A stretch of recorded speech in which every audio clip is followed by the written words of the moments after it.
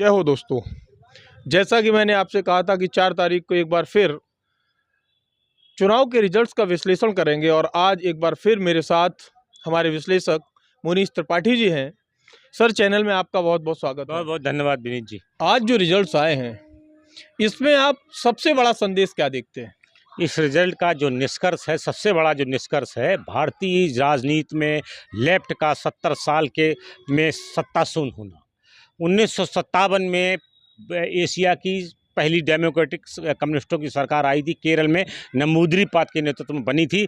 तब से किसी न किसी प्रदेश में वो सत्ता में रहते हैं, चाहे केरल में रहें, चाहे वो त्रिपुरा में रहें, चाहे पश्चिम बंगाल से तो लंबे समय में रहे, चाहे अन्य अन्य जगहों में वो गठबंधन के रूप में रहें। लेकिन आज जो है, जो रिजल्ट आया है, पहली बार सत्ता शून्य हो गई है। लेफ्ट का जो नेतृत्व शायद लेफ्ट के जो सत्ता अधिष्ठान था वो शून्य हो गया है। वो त्रिपुरा से चले गए पहले, फिर पश्चिम बंगाल से चले गए, आज जो है केरल से भी चले गए। एकमात्र राज्य में वो शासक थे, आज वहाँ से भी वो सत्ता शून्य हो गए। और पूरे भारतीय राजनीति में 70 सालों के बाद पहली बार लेफ्ट शून्य हुआ है सत्ता से। मैं आपको बता देना चाहता हूँ कि ये जो, लेकिन एक बात यहाँ पर ध्यान रखनी होगी कि लेफ्ट जरूर सत्ता में शून्य हुए हैं, लेकिन वैचारिक अधिष्ठान उनका अभी भी बहुत मजबूत है। चाहे वो JNU कैंपस के रूप में हो, चाहे वो मीडिया के रूप में हो, चाहे वो एजुकेशन सेंटर्स के रूप में हो, वहाँ पर उनके वैचारिक अधिष्ठान के उनके सपोर्टर्स बहुत ज़्यादा अभी भी खड़े हैं, जो अपनी नीति निर्धारित करते हैं, नैरेटिव गढ़ते हैं। उनसे देश को सावधान रहना होगा, क्योंकि वो विखंडनवादी नीति पर चलते हैं, अराष्ट्रवादी नीति पर चलते हैं। और उन्होंने अभी, मैं आपको एक नई बात बता दूं कि वो अभी उन्होंने कांग्रेस के, चूँकि वो तो सत्ता शून्य हो चुके हैं और उनका भारतीय राजनीति में लगभग पराभव जैसा है, तो वो उन्होंने कांग्रेस के सहारे अपने वैचारिक अधिष्ठान को बढ़ाने का उन्होंने जो टाई किया है राहुल गांधी से, और वो जॉर्ज सोरोस के माध्यम से और सारे ऑर्गेनाइजेशन, जो इंटरनेशनल ऑर्गेनाइजेशन है, उनके माध्यम से वो वैचारिक अधिष्ठान जो सलाह देते हैं, वो कम्युनिस्ट ही, सेमी कम्युनिस्ट राहुल गांधी हो चुके हैं। कम्युनिस्टों का अभी भी प्रभाव कहें, वो दुष्प्रभाव कहें, राहुल गांधी पर बहुत ज़्यादा है। इससे भारतीय राजनीति को न केवल सावधान रहना पड़ेगा बल्कि और लड़ना भी पड़ेगा। उसको उससे मुठभेड़ भी करनी पड़ेगी। जो राहुल गांधी हैं, वो राहुल गांधी से भी कम आज वो पूर्णता न कहें तो सेमी कम्युनिस्ट जरूर है राहुल गांधी। जो वैचारिक अधिष्ठान कांग्रेस की जो विचारधारा है, उससे कहीं अलग हट करके वो कम्युनिस्टों से खाद पानी पा रहे हैं। ये भारतीय राजनीति के लिए एक नुकसान। चलिए अब चलते हैं पश्चिम बंगाल की ओर। क्या लगता है आपको इस रिजल्ट्स के कारण क्या रहे? देखिए, बीते 50 सालों से वहाँ का पश्चिम बंगाल का नागरिक, हिंदू नागरिक, वो दोयम दर्जे का जीवन व्यतीत कर रहा था। मुस्लिम तुष्टीकरण की पराकाष्ठा, कुशासन और मुसलमानों के प्रति सरकारी नीतियाँ, उनके कारण से, और जो भी अन्याय होता था उसका प्रतिकार हिंदू कर नहीं पाते थे। ना तो कानून से, ना तो लीगल सहायता उनको मिल पाती थी, और ना ही वो जुडिशरी में जा पाते थे, और ना ही उनकी FIR होती थी। आखिर ये आपने कहा FIR भी नहीं होती थी, इसका कारण क्या रहा?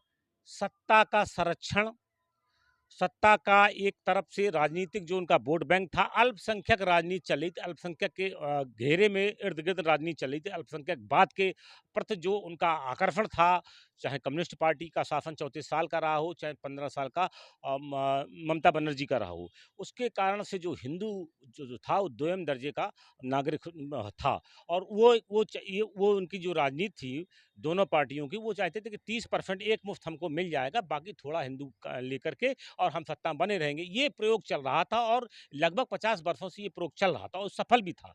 लेकिन वो लगातार जो हिंदुओं के प्रति जो कुशासन था, जो उनके प्रति अन्याय था, उसके कारण से हिंदुओं में भयंकर पोलराइजेशन हुआ, और पोलराइजेशन भारतीय जनता पार्टी के पक्ष में हुआ। मैंने पहले भी कहा था कि आपसे जब बात हुई थी, तो तब भी मैंने कहा था कि मेरी बात हो रही है कलकत्ता में लोगों से, पोलराइजेशन हो रहा। आपकी बात, जो कम्युनिस्ट का जो कैडर भी है, वो भी जो है साइलेंट तरीके से भारतीय जनता पार्टी को वोट किया है, वो ममता बनर्जी की तरफ से था।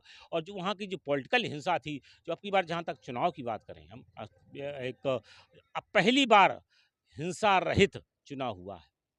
और बड़ी मुश्किल में चुनाव संपन्न हुआ है। डिप्लॉय किया गया बहुत सारा फोर्सेज, उस पर अलग बातें हो सकती हैं, लेकिन जो हिंसा देखने को नहीं मिली, ये तो बिल्कुल स्पष्ट है। तो अभी जो देख के आ रहे हैं उसमें दिखाई दे रहा था कि ममता बनर्जी केवल 5,000 के लगभग वोटों से आगे रह गई हैं। संभावना ये है कि हो सकता है वो भी हार जाएं। तो इसे कितना बड़ा सेटबैक मानेंगे? नहीं, ममता बनर्जी के लिए उनकी जो राजनीति है, जो तुष्टीकरण की राजनीति थी, उनकी ही नहीं, पूरे देश की जो तुष्टीकरण की राजनीति है, जो विपक्षी दल कर रहे हैं, उनको रिव्यू करना पड़ेगा अपनी पॉलिसी को लेकर के। नहीं तो फिर वो विपक्ष में भी बहुत ज़्यादा टिक नहीं पाएँगे। विपक्ष की एकता, जो विपक्ष का एक रोल होता है, वो भी फिर वो शायद न कर पाएँ, वो कोरम भी पूरा न कर पाएँ। अब ममता बनर्जी का जहाँ तक एक जगह तो नंदीग्राम से तो निश्चित हो गया है कि वहाँ से तो वो हार ही रही हैं, और भवानीपुर में भी बहुत ज़्यादा मार्जिन नहीं है। और ऐसा होता है तो फिर निश्चित तौर पर एक जो अगर लीडर कोई हारता है, तो फिर ये जाता है, मैसेज जाता है कि उनका बहुत तेज़ी से पराभव हुआ है। बाकी कुछ लोग जीतते हैं, उनके सपोर्ट कुछ लोग जीतते हैं, लेकिन अगर लीडर हारता है तो फिर एक सेटबैक तो है ही है। फिर पॉलिटिकल एक जो है जो नुकसान होता है, जो मैसेज जाता है, नेता हारता है तो फिर उसका नुकसान तो होता ही है, एक मैसेज जाता है उस पार्टी के लिए, एक नेगेटिव मैसेज निश्चित तौर पे जाता है। एक तरफ 15 साल के कुशासन का अंत आरोप लगाया जा रहा है, जैसा कि दिखाई भी देता है। दूसरी तरफ 10 साल से असम में भारतीय जनता पार्टी की सरकार है और फिर थंपिंग विक्ट्री से आ रहे हैं। लगभग 100 सीटों के आसपास वो जीतते दिख रहे हैं। क्या कहेंगे आप? मैंने कहा ना कि वो जो बांग्लादेश का जो बॉर्डर इलाका है, पूर्वी उत्तर जो है, वहाँ पर घुसपैठी एक बड़ी संख्या में है। तो असम में लगातार भारतीय जनता पार्टी हिंदुओं की राजनीति कर रही है, और वो हिंदुओं के पोलराइजेशन में सफल हो रही है। इसमें उसका कारण भी है, सफल क्यों हो रही है? क्योंकि वहाँ का मुस्लिम जो घुसपैठिया है, वहाँ की जनसंख्या को, वहाँ पर अपराध करता है, वहाँ के रिसोर्सेज को दोहन करता है, जो हिंदुओं का है, वहाँ के नागरिकों का है, जो चाहे वो मुसलमान हो, चाहे हिंदू हो। लेकिन वो जो बांग्लादेशी घुसपैठी आए हैं और वो डेमोग्राफी बदल दी उन्होंने और अपराध कर रहे हैं, निश्चित तौर पर इस कारण से भय व्याप्त वहाँ के नागरिकों को हुआ है, जो वोटों में तब्दील होता है भारतीय जनता पार्टी के पक्ष में। इस कारण से 2/3 से ज़्यादा सीटों से वो असम के मुख्यमंत्री फिर दोबारा रिपीट होने जा रहे हैं। उनकी सरकार बनने जा रही है, उनके नेतृत्व में फिर सरकार बनने जा रही है।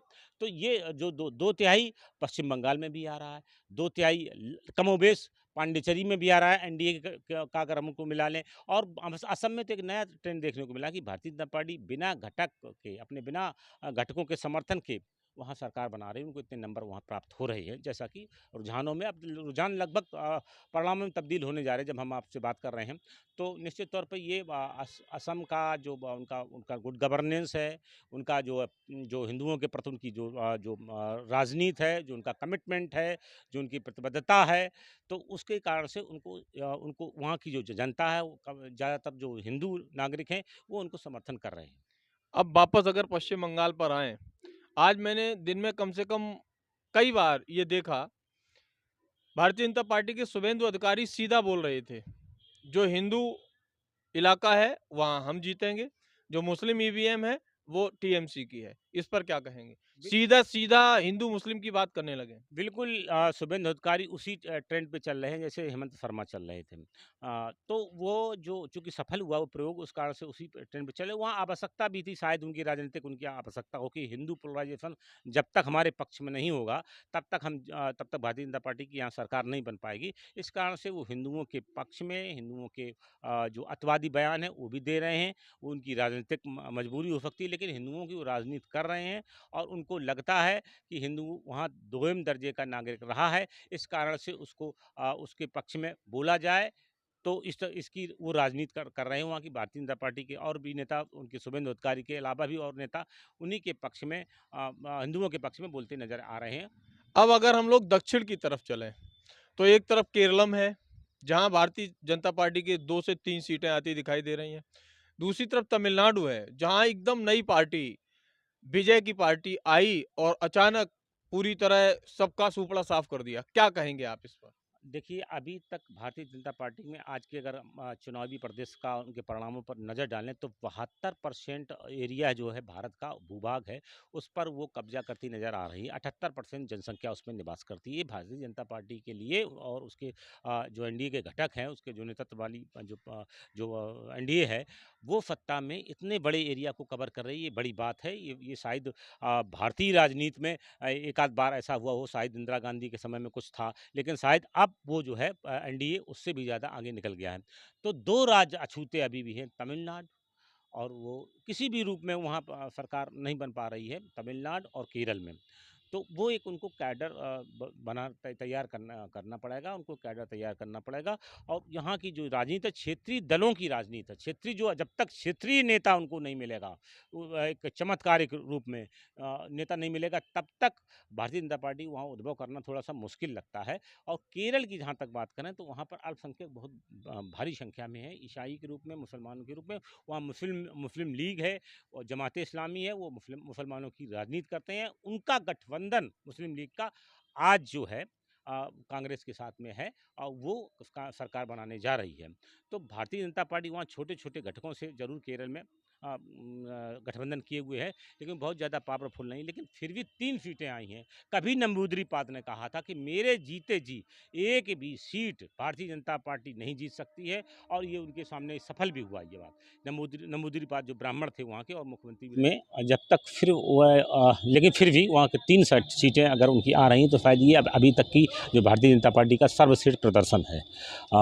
शायद पहले 1 या 2 सीटें थी भारतीय जनता पार्टी की पिछले चुनाव में, लेकिन ये जो है सर्वश्रेष्ठ प्रदर्शन है। लेकिन एक बात बताइए, आज 5 राज्यों के चुनाव के रिजल्ट्स आ रहे हैं और कांग्रेस विजयी है। क्या कहेंगे आप इस पर? नहीं, विदेश जाना बात नहीं, चुनाव में के समय में परिणाम खुल रहे हैं तो जा सकते हैं, उसका कोई बहुत ज़्यादा विषय इसलिए नहीं है क्योंकि कोई कंपेन। अरे नहीं भाई, गंभीरता देखी जा रही है। जो उनके ऊपर आरोप लगता है कि वो विजिटिंग फैकल्टी के रूप में आते हैं, बस अपना थोड़ा सा काम किया और निकल लिए। वो गंभीर नहीं है भारतीय राजनीति में, वो फुल टाइम राजनीति नहीं कर रहे हैं, ये आरोप लग आप रहा है। बिल्कुल ठीक कह रहे हैं कि जनता जो उनको देखती है गंभीर नेता के रूप में नहीं देखती, उनकी छवि गंभीर नेता की नहीं है।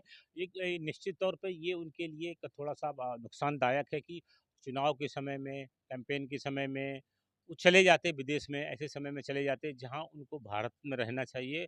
और कांग्रेस, चूँकि कांग्रेस के नेतृत्व करता है, तो उनको नेतृत्व के हिसाब से वो जो वायुमंडल है, जो पर्यावरण है, जो चुनावी माहौल है, उसमें भारत में रहना ज़्यादा ठीक है, विदेश के रहने की अपेक्षा। तो ये गंभीरता तो निश्चित रूप में उनके नेतृत्व में नहीं दिख रही है। इसी कारण से शायद कांग्रेस कुछ ज़्यादा नहीं कर पा रही है। तो देखिए, जहाँ तक केरल की बात करें तो केरल में तो अल्टरनेट वहाँ आता ही रहता है। पिछली बार ज़रूर लेफ्ट ने रिपीट कर दिया था और तभी भी सोच रहे थे कि कांग्रेस आ जाएगी वहाँ पर, लेकिन कांग्रेस को जो यूडीएफ गठबंधन है उसको आ जाएगी, लेकिन नहीं आ पाई थी। तो अब जो आई है तो वो बहुत बड़ी बात नहीं है, क्योंकि कांग्रेस ही वहाँ कांग्रेस और लेफ्ट, लेफ्ट और कांग्रेस यही चलता रहता वहाँ पर है। अच्छा, इन चुनाव परिणामों को आगे आने वाली राजनीति में, जैसे 27 में उत्तर प्रदेश सहित 5 राज्यों के चुनाव हैं, इन पर क्या प्रभाव पड़ते हुए देख रहे हैं? ममता की हार से अखिलेश यादव पर क्या प्रभाव पड़ेगा? उनके मनोबल पर क्या प्रभाव पड़ेगा? ममता बनर्जी जो देख रही थी, दिल्ली का सपना कह रही थी, कलकत्ता के बाद दिल्ली की बारी है, और वो सोच रही थी कि हम अगर बंगाल जीत लेंगे तो फिर हम जो विपक्षी धुरी है उसके हम नेता बन जाएंगे, और तीसरे जो जो उनका जो कांग्रेस का और अन्य विपक्षी दलों का जो नेतृत्व है उसको शायद हम लीड करेंगे, ऐसा ममता बनर्जी सोच रही थी। लेकिन वो जो उनका जो सपना वो पराभव हुआ, और विपक्षी दलों से जहाँ तक अभी बयान आ रहे थे तो निश्चित तौर पर वो ममता की जीत की अपेक्षा कर रहे थे और उनको चाह रहे थे, लेकिन वो जीत नहीं हुई। तो निश्चित तौर पर जो उत्तर प्रदेश की राजनीति है और राजनीति है, उस पर निश्चित तौर पर धक्का लगा है। और उनकी जो निराशा की बात है उनके लिए, चूँकि जहाँ भी वो सोच रहे हैं और लगातार 24 के बाद में भारतीय जनता पार्टी चुनाव जीतती आ रही है, तो निश्चित तौर पर ये विजय का रथ रुकने वाला नहीं, ऐसा प्रतीत होता है। इनके ये जो 3 राज्यों में भारतीय जनता पार्टी की लगभग 2/3 मतों से उनकी जीत हो रही है। तो फिर उत्तर प्रदेश में भी बहुत ज़्यादा मुझे लगता है कि उम्मीद विपक्षी दल ना पा लें, क्योंकि भारतीय जनता पार्टी का चुनाव का जो रवैया होता है, वो एक चुनाव खत्म होता है, दूसरे के चुनाव की तैयारी उसी दिन से शुरू कर देते हैं। इतनी मेहनत भारतीय राजनीति में शायद ही कोई पार्टी कर पाती है। वो उनका मैनेजमेंट उनका उनका कमिटमेंट, उनके साइलेंट कार्यकर्ता, वो जो विजुअल नहीं है, जो नॉन विजुअल हैं, उनके संघ का एक बहुत बड़ा काडर है पूरे देश में। वो साइलेंट तरीके से बिना लिप्सा के, बिना अपेक्षा के, राष्ट्र धर्म मान करके वो उस भारतीय जनता पार्टी के लिए, जो कि हिंदूवाद की राजनीति करती है, इस कारण से लग जाता है। ये उनके लिए बहुत बड़ा भारतीय जनता पार्टी के लिए बहुत बड़ा पॉजिटिव है, और विपक्ष के लिए बहुत बड़ा सेटबैक है। बहुत बहुत धन्यवाद। आप लोगों ने देखा एक संपूर्ण विश्लेषण कि आखिर ऐसे राजनीतिक परिणाम क्यों आए। यदि आपके कोई प्रश्न हैं तो कमेंट करिए। बने रहिए विनीत जय हो के साथ।